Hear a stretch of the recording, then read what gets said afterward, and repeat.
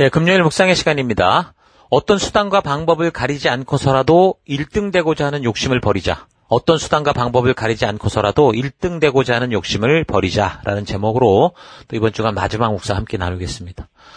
자, 이번 주간 우리는 신명기 28장으로 시작되는 그러니까 순종과 불순종의 삶이 주는 결과에 대한 것을 시작으로 이제 34장까지 모압 평지에서 모세가 더 덧붙여 이야기하는 것들을 중심으로 묵상을 해왔습니다. 자, 핵심적인 것은 첫째, 바로 하나님의 말씀, 시내산 법도와 규례를 바르게 아는 게 중요하다는 거고, 그리고 둘째, 그 법도와 규례를 마음대로 각색하지 말고 하나님께서 직접 말씀해 주신 그 의도대로 살아가는 것이 바로 보냄을 받은 가나안에서 보낸 사명을 따라 이렇게 복된 삶을 살아서 진정으로 하나님께서 찾으시는 열방의 제사장 나라로 살아가는 거다라는 걸 우리가 분명히 기억해야 됩니다.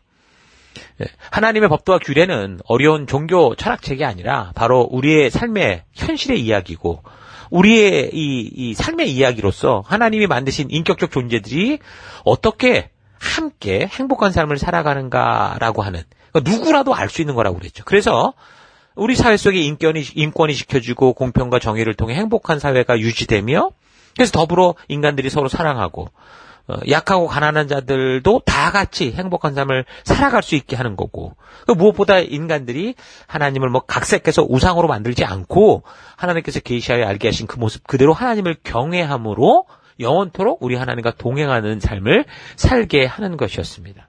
이 말씀 속에는 그런 하나님의 의도가 있어요. 어려운 글로가 아니라 누구라도 읽으면 알 수 있도록 하나님이 그렇게 얘기를 하셨다라는 겁니다. 자, 그래서 이런 핵심적인 신명기의 주제를 잊지 않고 좀 전체를 좀 이렇게 살폈던 걸 정리를 하면 이번 주간 28장은 뭐였습니까? 순종하는 삶에 따른 축복과 불순종의 삶의 결과인 그 무서운 저주를 구체적으로 알려주고 그리고 29장은 모세의 신신당부를 듣는 모든 사람들이 하나님과 직접 이제 그 약속에 또 이제 그 분명히 말씀을 들었으니 그 약속에 동참하게 하는 그런 이야기가 나옵니다. 27장에서는 그 그리심산과 에발산에서 그런 약속을 지키라고 했는데 이거는 이제 가나안을 정복했을 때 얘기고 29장의 이 언약은 지금 모압 평지에서 지금 이 신명기 그러니까 모세가 다시 말하는 이 말씀을 듣는 모든 이들과 이제 새롭게 언약을 맺는 거죠. 30장은 그래서 이런 언약을 했음에도 불구하고 사실 그 삶 속에서 어찌됐던 그 결국은 이 길을 잊어버리고 결국 그 저주를 받아 흩어지게 됐을 때 그냥 그렇게 죽어가는 게 아니라 돌아오는 방법을 얘기해 줍니다. 조금 전에 말했던 것처럼 말씀이 이해가 안 가고 현실에 안 맞고 힘들다고 그래서 핑계치 말고 말씀을 좀 바르게 알아서 의도를 바르게 알아서 그 말씀대로 순종을 선택을 해라. 그것만이 돌이키는 방법이다. 이렇게 얘기를 하시죠. 그래야 우리가 무너지고 넘어진 그 바닥에서 다시 돌이켜 나올 수 있다는 거예요. 그러니까 하나님이 변치 않는 진리는 우리에게 너무 중요한 거예요. 그래서 하나님이 이 말씀을 통해 우리에게 순종하라고 하는 것들을 미루게 되면 자꾸 그냥 복잡해져요. 생각만 늘어나고 결국 생각의 혼란에 빠져서 나오지 못해요. 그 말씀을 묵상하는 것은 뭐예요? 본문 속에 뭔가 신묘막측한 어떤 숨은 신학적 비밀을 찾아내라 이런 게 아니고요. 말씀을 읽고 듣고자 할 때 진리의 성령 하나님의 도우심으로 이제 이해가 되어지고 깨달아지게 되는 대로 그것이 하나님의 뜻인가를 잘 분별하고 그 뜻대로 행하고 그대로 살아가라는 거예요. 이런 순종과 불순종을 선택하는 삶은 이제 바로 우리에게 있다라는 거.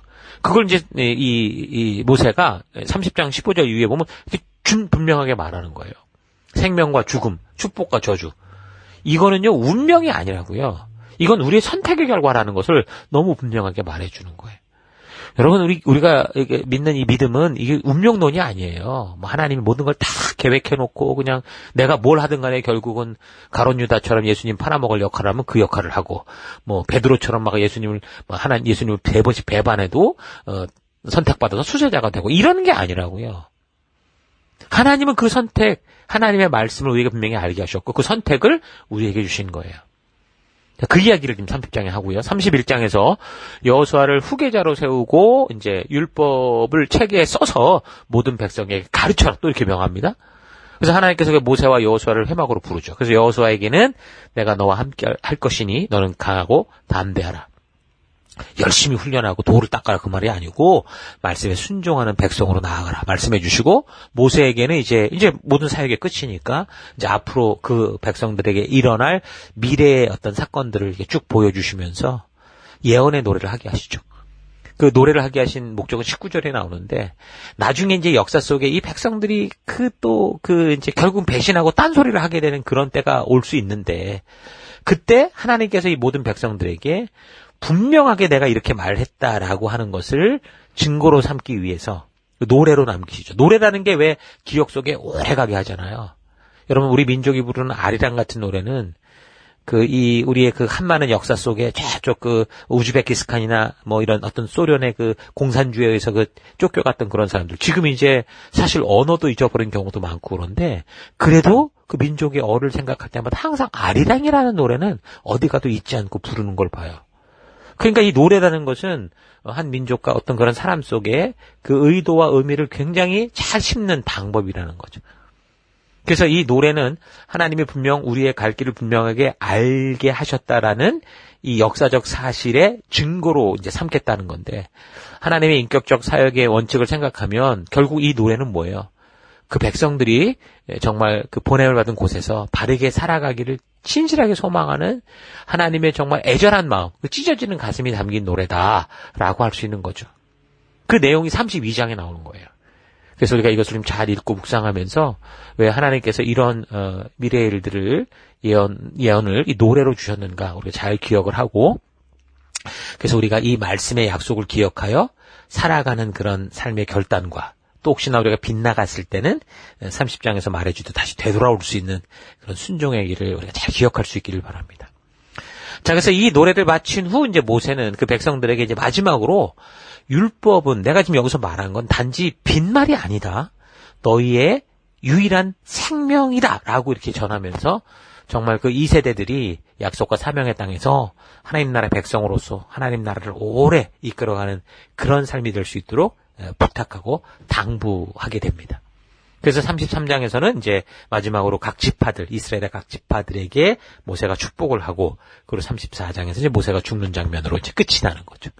근데 뭐 이미 살핀 것처럼 모세가 늙어 죽은 건 아니라고 그랬죠. 120세 나이라고 해도 그는 눈이 흐리지 않았고 기력도 쇠하지 않았다라는 걸 우리가 분명히 알 수 있다고 그랬어요. 근데 그럼에도 불구하고 가나안 정복 사역은 어떻게 해요? 모세가 아닌 여호수아에게로 넘어갑니다. 이미 우리가 나눈 것처럼 하나님의 사역은 결코 어떤 한 사람의 능력과 힘으로 되는 게 아니고 하나님께 순종하는 그 한 사람들을 통해서 지속적으로 일궈간다라는 거 잊지 마라라는 겁니다. 내가 없어서 안 되는 게 아니에요. 하나님께 순종하는 자가 있다면 하나님은 언제라도 이를 이루시는 겁니다. 그래서 우리는 연약해도, 우리 자신이 연약해도 하나님이 그런 사역 속에 다른 게 아니라 순종하고자 하는 결단과 마음을 통해 나아갈 때 하나님이 쓰시는 귀한 도구가 될 수 있는 거죠. 우리가 하루하루 우리에게 주신 생명을 낳는 이 생명을 나아가는 사람을 세우는 그에 대해 우리가 집중할 때 사실 우리가 이미 겪어왔던 것처럼 그 현장은 쉽지 않습니다. 그러나 결국은 이것을 우리의 능력과 우리의 힘으로 가는 게 아니라 어떻게 해요? 하나님이 이루어 가신다. 이 일의 주도자는 하나님이시다라는 걸 잊지 말아야 됩니다. 내가 내 능력으로 사람을 키우고 내 능력으로 사람들을 이끌고 세우는 게 아니라 그냥 나는 하나님이 부르신 이 부르심 앞에 순종할 뿐이고, 씨를 뿌리고 물을 주고 다듬을 뿐이고, 사랑을 베풀고 은혜를 줄 뿐이고, 그래서 결국 그 생명을 자라게 하고 성장하게 하는 주도적인 그 일은 하나님이 하신다라는 거 잊지 말아야 돼요. 우리가 생명 낳는 생명을 세워가는 사역 속에서 우리가 오직 유일하게 힘을 얻을 수 있고 해낼 수 있는 그 마지막 우리의 이 붙들 수 있는 소망은 바로 이겁니다. 하나님이 하게 하신다. 그래서 우리에게 중요한 건 뭐예요? 나에게 이런 기회를 주셨을 때 그냥 성실하게 그 길을 믿음으로 걷는 거예요. 현실 속에서 사역을 하는 것은 인간들이지만 사실 이런 원리를 놓고 볼 때 사역의 주도자는 바로 하나님이신 것을 우리가 부인할 수 없잖아요. 그래서 나는 다만 아주 짧은 시간을 살아가는 동안 천국으로 이렇게 가게 하는 징검다리라고 한다면 나는 그 하나의 징검다리가 되는 거죠. 그러나 그 징검다리를 만드는 이 나의 돌이 다른 방향으로 만약에 놓이지 않는다고 생각해 보세요. 하나님을 향한 길은 이쪽 길인데 내가 저쪽 길에다가 내 징검다리를 놔버리면 어떻게 되면 참 안타까운 일이 벌어지는 거죠. 그래서 하나님의 사역을 번거롭게 하는 그런 결과를 만들 수 있다는 거 잊지 마시고, 작은 내가 다른 게 아니라 하나님이 이끄시는 방향으로 또 다른 누군가가 딛고 넘어갈 수 있는 징검다리가 된다라는 거 잊지 말고 그 길을 걷는 우리가 됐으면 좋겠어요.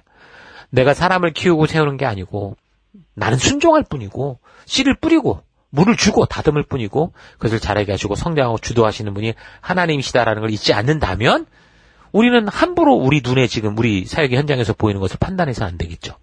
만약에 우리 눈에 보이는데 너무 풍성한 열매가 막 맺혀지는 것 같아도 그것은 우리의 힘과 우리의 노력과 우리의 방법이 아니기 때문에 우리는 겸손해야 될 거고, 지금 우리 눈에 보이는 우리 현장 사역이 너무 보잘것없어 보일 때도 함부로 이야기할 게 아니라 지금 하나님께서 이루시는 그 역사의 한 과정 속에 있다라는 거.